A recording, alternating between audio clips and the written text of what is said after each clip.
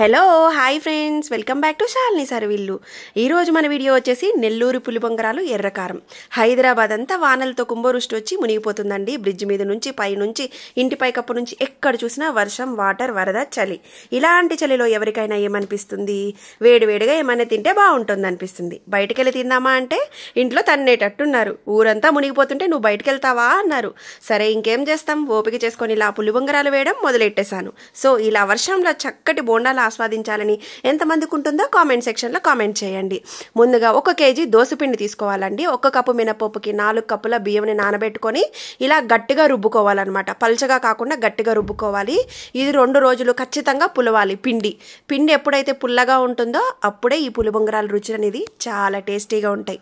ముందుగా ఒక పెద్ద సైజు ఉల్లిపాయలని 3 సన్నగా చాప్ చేసుకొని వేసుకోవాలి.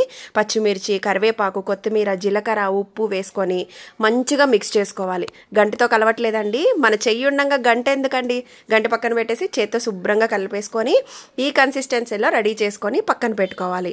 1 కప్పు పచ్చి శనగపప్పును తీసుకొని 2-3 సార్లు బాగా వాష్ చేసేసి ఇలా 3-4 గంటల పాటు నానబెట్టి పక్కన ఉంచుకోవాలి. ఇది ఎలా యూస్ చేయాలనేది మళ్ళీ చూద్దాం. ఆయిల్ వేడయ్యే లోపల మనం ఎర్రకారం ప్రిపేర్ చేసేసుకుందాం.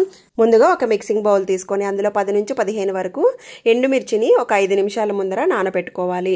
ఇలా నానబెట్టుకోవడం వల్ల మెత్తగా గ్రైండ్ అవుతుందండి, తొక్కులుగా లేకుండా ఉంటుంది.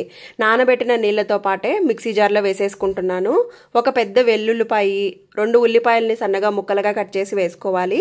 ఇందులోనే 2 స్పూన్ల జీలకర్ర, రుచికి తగ్గట్టుగా సాల్ట్, 2 రెబ్బలు చింతపండు వేసుకుంటే సరిపోతుంది. మనకి కారానికి పులుపుకి తగ్గట్టుగా వేసుకోండి. ఇంతే, ఇలా అన్నీ వేసుకున్నాక ఫైన్ గా గ్రైండ్ చేసుకోవాలి.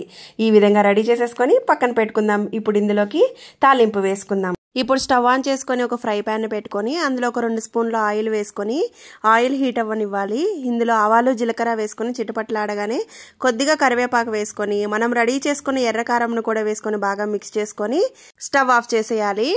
ఇప్పుడు దీన్ని సర్వింగ్ బౌల్లోకి తీసేసుకుందాం. మన నెల్లూరు ఎర్రకారం గుమాయించే ఘాటుతో అద్దిరిపోయే రుచితో తయారైపోయింది. దీన్ని సర్వింగ్ బౌల్లోకి తీసేసుకున్నాక మనం ఆయిల్లోకి బోండాలు వేసేసుకుందాం. నెల్లూరులో ఎక్కడ చూసినా పులిబొంగరాల్లోకి ఇదే కాంబినేషన్ ఉంటుంది. చాలా టేస్టీగా ఉంటుంది, సింపుల్గా కూడా అయిపోతుందండి. తప్పకుండా ట్రై చేయండి ఫ్రెండ్స్. ఈ నెల్లూరు కారంతో కారం దోశలు చేసి అందులో నెయ్యి వేస్తే ఆ రుచి చెప్పను వర్ణనాతీతం అండి. ఇప్పుడు మనం ఆయిల్లోకి బోండాలు వేసేసుకుందాం. మీడియం సైజులో వేస్తున్నాను, చేత్తోనే వేస్తున్నాను, రౌండ్ షేప్గా వస్తాయని. ఇవి బాగా కాలుతాయండి మీడియం సైజులో వేసుకుంటే. మనం పెద్దవి వేసుకున్నా కాగుతాయి కానీ టైం పడుతుంది ఫ్రై అవడానికి. సో నేను చిన్నగా మీడియం సైజులోనే వేసుకుంటున్నాను అనమాట. ఈ పులిబొంగరాలు మంచి గోల్డెన్ బ్రౌన్ కలర్లోకి వచ్చేంత వరకు ఫ్రై చేసుకోవాలి. ఈ విధంగా వచ్చాక మనం తీసేసుకొని టిష్యూ పేపర్లో వేసేసుకుందాం. మనం ఇందాక పచ్చిశనగపప్పు నానబెట్టుకున్నాం కదా, అది ఎలా యూస్ చేయాలో చూపిస్తాను. ఒక గంటి పిండి తీసుకొని దానిపైన పచ్చిశనగపప్పు స్ప్రింకల్ చేసుకొని ఈ పిండిని బోండాల్లాగా వేసుకుంటున్నానండి.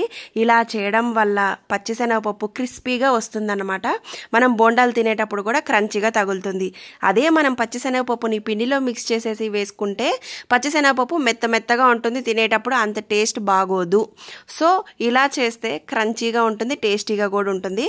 ఇలా అన్నీ రెడీ చేసేసుకొని మనం ఒక టిష్యూ పేపర్లో వేసేసుకొని ఒక 5 నిమిషాలు అయ్యాక మనం సర్వ్ చేసామంటే ఈ ఎర్రకారంతో అబ్బా ఆ రుచే వేరండి. ఇంతేం ఫ్రెండ్స్, ఎంతో టేస్టీగా ఉండే నెల్లూరు పులిబొంగరాలు రెడీ. పైన క్రిస్పీగా, లోపల సాఫ్ట్గా, తింటుంటే తినాలనిపించేలా సూపర్గా ఉంది. ఈ వీడియో నచ్చితే లైక్ చేయండి, షేర్ చేయండి. మన ఛానల్ కొత్తగా చూస్తున్న వాళ్ళు సబ్స్క్రైబ్ చేయండి. Thank you.